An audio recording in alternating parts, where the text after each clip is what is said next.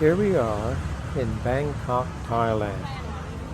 This is a Sunday morning, December 2024, and we're visiting the exotic train market. Now, this train market is along the rail line, and this is the conventional railroad, and it's at the Klong town train station. And many of the vendors that we see here today have traveled from a long distance on that train network to come and sell their products on the Sunday morning exotic train market.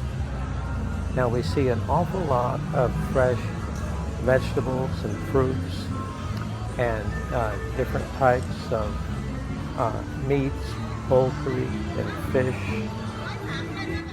Quite an exotic layout. Now, there's also a lot of clothing, and some of it's used clothing. A lot of it's brand new. We see jewelry, all kinds of things. And here, we see this vendor probably traveled a long distance on that train to bring her vegetables there to the train market this morning. The prices are very reasonable. Now, obviously, what they're doing, they have assigned stalls that they're renting from the market. Now, a section of this market is actually open 7 days a week and has permanent vendors. But a lot of what we see right here, these are Sunday morning vendors.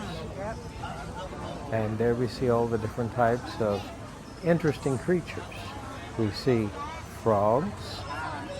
We see actually snakehead fish, and they'll be live in a tub. We see catfish, all kinds of interesting things.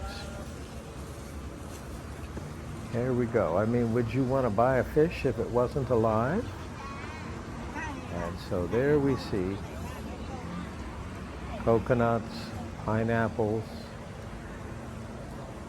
all kinds of fruits and vegetables there from local farmers who are probably actually the vendor. And here's something interesting. There's only one of those per creature. That's right. Those are a delicacy. That's right. Don't normally see those in the supermarket. And there we see some live fish there in the tub. Now the snakehead fish, which is very popular in Thailand, has a long organ, so it can stay in that tub all day with just a little bit of water covering it. And here we see all kinds of clothing items, some tools. Now in this section we're actually walking along the railroad track, and there you see the tracks, and this is an active rail, so we'll see the train coming past. The station is close by, so he'll be slowing down as he approaches the station. Quite an interesting array. Now, if you're going to walk along the railroad, you need to be a little sensitive because the train is going to come past. But here, this walkway between the vendors, it seems like the vendors want to take maximum effective use of their area, and it kind of squeezes into the walkway. One thing that's interesting, there are a series of eucalyptus trees there growing along the railroad, and really haven't seen those anywhere else. Obviously they were planted. They seem to be thriving though. Now as we walk along, there we see all kinds of interesting, I should say animal parts that you don't normally see in the grocery store. And this actually goes on and on. This length along the railroad itself, the vendors take full advantage, and they go quite a distance.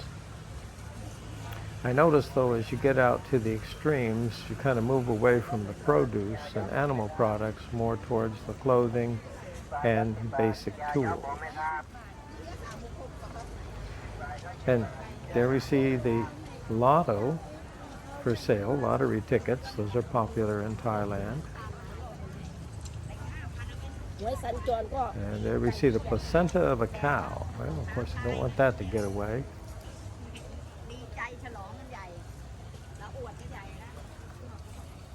Now, keep in mind that these people traveled probably hundreds of miles to get here on that train, and the station is right there. So they can arrive at the station early in the morning and then transfer their products to their table.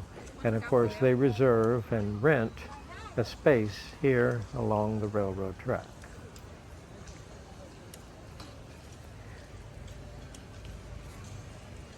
So here we go, walking along. It just keeps going and going. Now we're thinning out a little bit, and now we're moving into that clothing line, some shoes. Oftentimes you see a mixture of new and used items. So I can see used clothing and used shoes, and new clothing and new shoes. Now one advantage in the months of December, January, and February, there is very little rain here in Thailand. So I guess during this month of December, I don't have much worry of being rained out. However, in the monsoon season, which kind of ranges from late May through June, July, August, September, October, and into the first part of November, you can expect rain almost every day, and sometimes that rain is very substantial.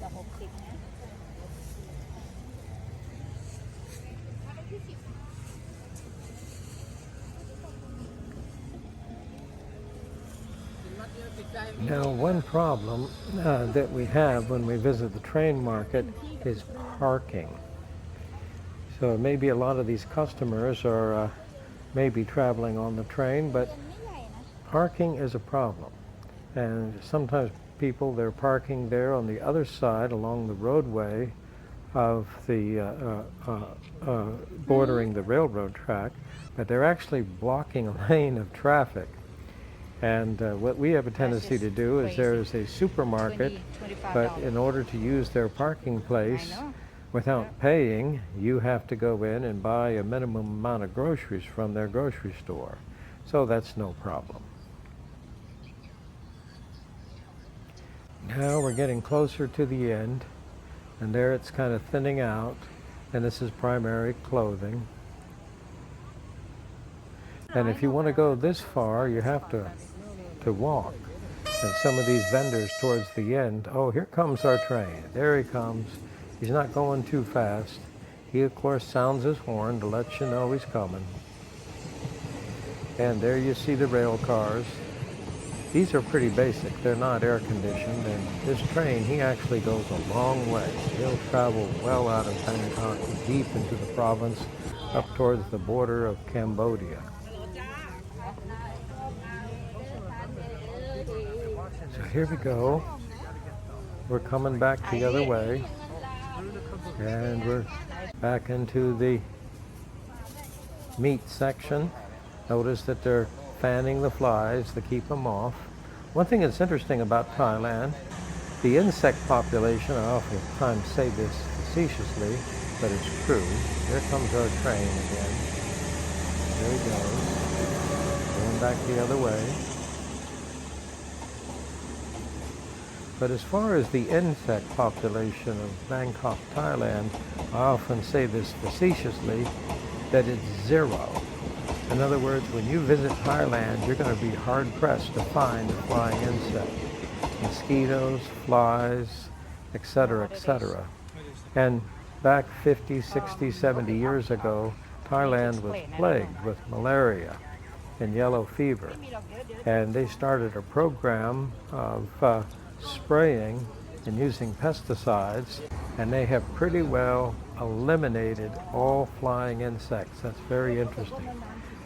The number of mosquitoes that I have actually discovered or seen during my stay for a year in Bangkok is just maybe 2, 3, or 4, and that's all. And you really have to be sensitive to one of them being there, and I don't think I've ever even been bitten by a mosquito in Thailand. So That's one thing about Thailand. The insect population, for practical purposes, is zero. However, you'll notice that they do have to wave an occasional fly away from the meats there in the open area in the meat section. Here we're walking along the railroad track. Now you see some of this is fresh produce and meats, which of course have a very short shelf life. Oh, here we go. Here we see an interesting array of fish, and if you buy a fish, she's going to prep it for you right there, wrap it and hand it to you. So there we go. Couldn't be any fresher. Now we're actually getting into the permanent section. Here you see the covering. Yes, this section is actually open every day. Here we're under the bridge. A little water issue there. Going back through the clothing, and we're actually heading towards the exit. There we see all different types of fried pork and animal products. Here's the clothing section. And this is our day at the train market.